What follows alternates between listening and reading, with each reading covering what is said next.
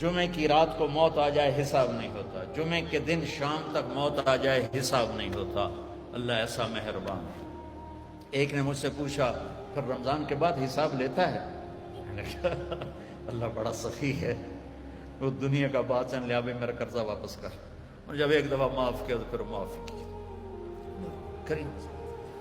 وہ ایک آدمی کہنے لگا کہ ویکھو جی نور جہاں 27 رمضان نو مر گئی۔ میں کہ اللہ تو مقدمہ کر دے کہ 27 نو مر گئی، 27 رمضان شب قدر میں۔ بھائی پتہ نہیں اللہ کو نور جہاں رحمت اللہ علیہ کی کون سی نیکی پسند تھی جس پر اسے شب قدر کی موت عطا فرمائی۔ کبھی کسی کو حقیر، ابھی چند دن پہلے میرا جانے والا فوت ہوا ہے، کمیونسٹ، دہریہ، ساری زندگی کتابیں اسلام کے خلاف لکھی، شاعر بھی تھا اور شاعری بھی اسلام کے خلاف کی، اور مرتے ہوئے 3 دفعہ کلمہ پڑھا، مر گیا۔ اب بتا اللہ کو اتنی ساری نافرمانی کے بعد کیا چیز اس کو اللہ نے دیکھی اور پسند کی کہ موت پر اسے کلمہ نصیب فرماتی۔ تو کبھی کسی کو حقیر نہ جانا۔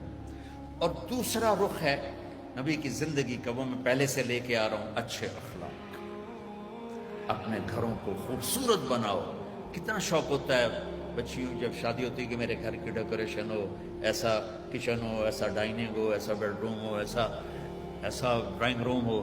تو اپنے گھروں کو اگر سجانا ہے تو بچوں اچھے اخلاق سے سجاؤ۔ دیکھو بیٹی کو رخصت کرنا آسان نہیں ہوتا ہے، ہم نے 2 بیٹیاں رخصت کی ہیں۔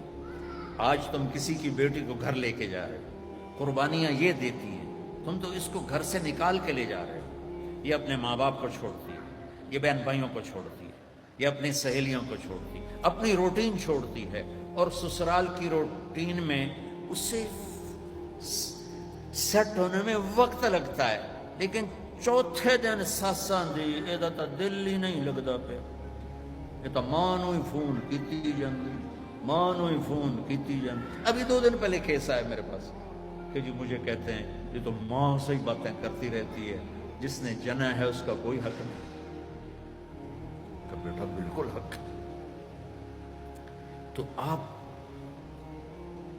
انڈونیشیا کا کلچر ہے کہ بچے کی شادی ہو کر بچی کے گھر جاتے ہیں، کیونکہ وہاں لڑکیاں اتنی زیادہ ہیں کہ وہاں مقابلہ ہوتا رہتا ہے، تو وہاں بچے کی رخصتی ہوتی ہے، یہاں آپ بچیوں کی رخصتی ہوتی ہے۔ جس نے گھر چھوڑا، بہن بھائی چھوڑے، سہیلیاں چھوڑی، وہ کتنی بڑی قربانی کر کے پہنچی ہے، تم جاتے ہی اس کو تانے دینا شروع کر دو تو اچھا اس پہ قابو رکھو اگر گھر آباد کرنا ہے۔ چونکہ ہمارا وہ کیا اس کہتے ہیں کمبائن ہے، وہ فیملی جو ایک سسٹم ہے، تو اس میں مصیبت پہلے یہ بہت اچھا تھا کہ سب مل کے زندگی گزارتے تھے پیار سے، اب یہ عذاب بن گیا ہے کہ ساس کے تانے الگ۔ ابھی 2 دن پہلے ایک بچی میرے پاس آئی، لاہور سے بس پہ چڑھ کے وہاں پہنچ گئی، کہا جی دیکھیں یہ میری 6 ماہ کی بچی ہے، اور میرا خامند کہتا ہے تو نے میری بہنوں کی بھی خدمت کرنی ہے،